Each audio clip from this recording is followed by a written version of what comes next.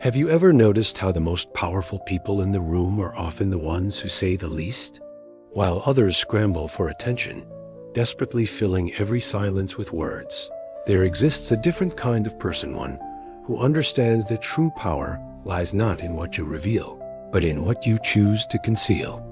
If you've ever felt drained by constantly explaining yourself, by the exhausting dance of people-pleasing, by the weight of being perpetually available to everyone but yourself, then what I'm about to share with you will change everything. Before we dive deep into this transformative journey, if this resonates with your soul, please like this video and subscribe. Your support allows me to continue sharing these life-changing insights. There is a suffering that modern life has normalized, a quiet desperation that Friedrich Nietzsche understood deeply. It's the exhaustion of being perpetually on, the relentless pressure to perform, to explain, to justify your every move to a world that demands constant access to your inner landscape. You wake each morning and immediately don the mask of the agreeable colleague, the mask of the ever-available friend, the mask of the person who has it all figured out. But beneath this carefully constructed persona, something vital is dying. Your authentic self is suffocating under the weight of others' expectations. Carl Jung called this the difference between our persona and our true self. The persona is the character we play for the world, the social mask we wear to be accepted. But when we live entirely through our persona, we lose touch with our deeper nature. We become actors in our own lives, forgetting who we truly are beneath the performance. Think about it. When was the last time you sat in complete silence, without feeling the urge to check your phone, to reach out to someone, to fill the void with noise? When did you last trust that your worth wasn't dependent on your immediate response, your constant availability, your endless explanations? This is the modern predicament. We have confused being needed with being valued, being busy with being important, being reactive with being alive. We've become slaves to the opinions of others, measuring our worth by their approval, their attention, their validation. Nietzsche saw this coming. He understood that most people live their entire lives as echoes of others' desires, never discovering their own voice, their own power, their own truth. They speak endlessly because silence terrifies them. It forces them to confront the emptiness where their authentic self should be. But what if I told you that your greatest strength lies precisely in what you don't say? What if your deepest power comes not from explaining yourself, but from the mysterious depths of your unexplained presence? Let us examine how we arrived at this place of self-abandonment. From our earliest days, we are taught that good children explain themselves.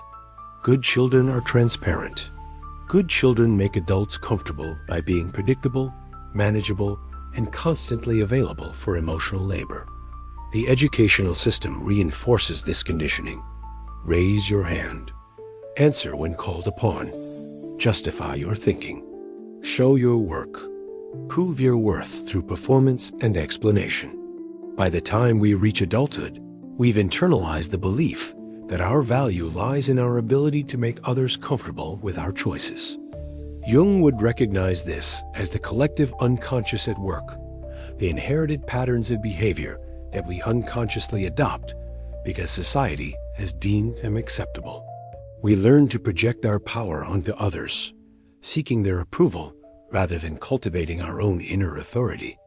Machiavelli understood the strategic error in this approach. In The Prince, he wrote about the importance of maintaining mystique, of never revealing all your cards. Those who explain everything, who are completely transparent, lose their ability to inspire both respect and curiosity. They become predictable, and predictable people are easily manipulated. But here's what's truly tragic. We don't just lose strategic advantage, we lose ourselves. Every time you over-explain your decisions, you're essentially asking for permission to be who you are. Every time you justify your boundaries, you're weakening them. Every time you seek validation for your choices, you're giving others the power to invalidate them. Notice how exhausted you feel after conversations where you find yourself explaining and defending your perspective. And exhaustion isn't accidental. It's the natural result of giving away your psychic energy to people who haven't earned access to your inner world. The shadow side of this conditioning is that we begin to resent others for demanding explanations we were never required to give. We create enemies out of people who simply learn to expect what we taught them to expect: our constant availability, our endless explanations, our desperate need for their approval. Nietzsche called this the slave morality, the belief that our worth comes from serving others, comfort rather than honoring our own truth. The slave explains because they believe they must justify their existence. The master simply is, without explanation, without apology, without the need for external validation.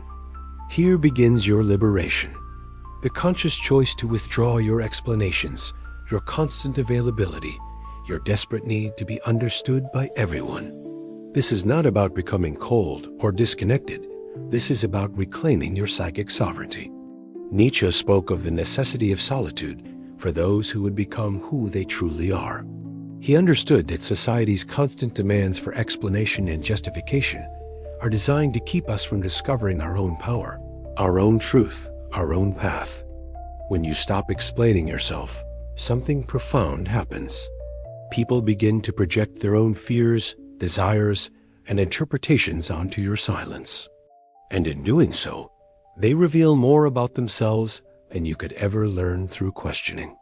Your silence becomes a mirror, reflecting back their own inner landscape. This is what Jung meant when he spoke of projection.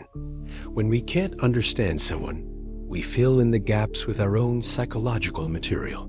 By not explaining yourself, you allow others to show you who they really are. The insecure will demand justification. The controlling will become frustrated. The wise will respect your boundaries. Your unexplained presence becomes a form of psychological aikido. You redirect others' energy without engaging in the exhausting dance of defense and explanation. You become like water, flowing around obstacles rather than crashing against them. But understand, this withdrawal is not about punishment or manipulation. It's about honoring the sacred nature of your inner world. Not everything needs to be shared. Not every decision needs to be justified. Not every choice needs to be defended. Some things are meant to remain mysteries, even to yourself. Begin small. When someone asks why you made a particular decision, try responding with, "I felt it was right for me." Notice their reaction. Notice your own discomfort with not elaborating. This discomfort is the withdrawal symptom of your addiction to others' approval. Practice the art of the meaningful pause. When someone demands an explanation, breathe. Count to 3. Let the silence settle. Often, you'll find they answer their own question or reveal that their demand wasn't really about understanding. It was about control. Your energy is precious. Your attention is sacred. Your inner world is not public property. When you guard these treasures carefully, you begin to discover something remarkable. You don't need others' understanding to be whole. As you learn to withdraw your explanations, something beautiful begins to emerge: your authentic power. Not the power that comes from dominance or manipulation, but the quiet authority that flows from self-knowledge and inner certainty. Jung called this process individuation, the journey of becoming who you truly are, separate from the collective expectations and projections of others. When you stop trying to make everyone comfortable with your choices, you create space for your true self to emerge. This is where Nietzsche's concept of the Bermensch becomes relevant, not as a superior being lording over others, but as someone who has transcended the need for external validation. They create their own values, their own meaning, their own path, without requiring others' permission or understanding. Your silence becomes a sanctuary. In the space between stimulus and response, you discover choice. You realize that you don't have to react to every provocation, respond to every demand, or explain every decision. You can simply be and let your being speak for itself. This is true charisma, not the desperate attention-seeking that masquerades as confidence, but the magnetic quality of someone who is comfortable in their own mystery. People are drawn to those who are not trying to convince them of anything, who are not seeking their approval, who are simply authentically themselves. Watch how your relationships begin to change. The energy vampires, those who fed on your constant explanations and emotional labor, begin to drift away. They cannot tolerate your new boundaries because your silence forces them to confront their own emptiness. Let them go. They were never truly seeing you anyway. They were only seeing what you could provide for them. Meanwhile, you'll attract people who appreciate depth, who respect mystery, who are intrigued rather than threatened by your quiet confidence. These are the relationships worth cultivating based on mutual respect, rather than your willingness to shrink yourself for their comfort. Your unexplained presence becomes a gift to others as well. By not rushing to fill every silence with words, you create space for them to discover their own thoughts, their own feelings, their own truth. You become a catalyst for their self-discovery, rather than a constant source of entertainment or emotional labor. Notice how much energy you now have. The exhaustion that came from constant explanation and justification begins to lift. You feel more centered, more grounded, more authentically yourself. This is your natural state, not the frantic performance you thought was required.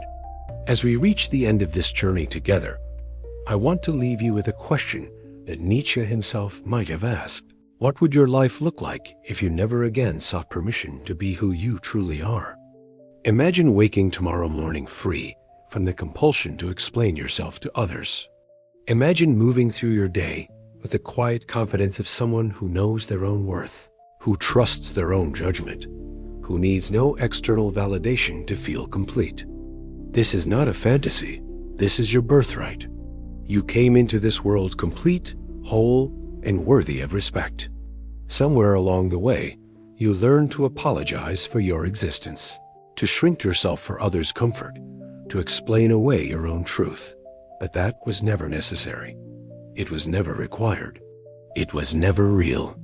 Jung reminds us that we cannot change what we are not aware of. Now that you see the cage of constant explanation, constant availability, constant people-pleasing, you can begin to open the door. You can step into the freedom of your own mysterious depths. Your silence is not empty. It is full of possibility. Your unexplained choices are not selfish. They are authentic. Your withdrawal from the endless performance is not antisocial. It is a return to your true social self, the one that connects from wholeness rather than neediness. Start today. Start now. The next time someone demands an explanation you don't owe, simply smile and say, "I understand this might be confusing for you." Then let the silence settle. Let them sit with their discomfort. It's not your job to manage their emotions or make sense of their confusion. Remember, you are not required to set yourself on fire to keep others warm. You are not obligated to diminish your light so others feel brighter. You are not here to be understood by everyone. You are here to understand yourself. The most profound revolution you can undertake is the quiet rebellion of being authentically yourself without explanation, without apology, without the desperate need for others' approval. This is how you outsmart everyone without saying a word, by refusing to play the game that was designed to keep you small. In your silence, you become sovereign. In your mystery, you become magnetic. In your self-possession, you become truly powerful. The question is not whether others will understand you. The question is, will you finally, courageously, beautifully understand yourself? Your journey home to yourself begins now, and it begins in the sacred space of your own unexplained presence.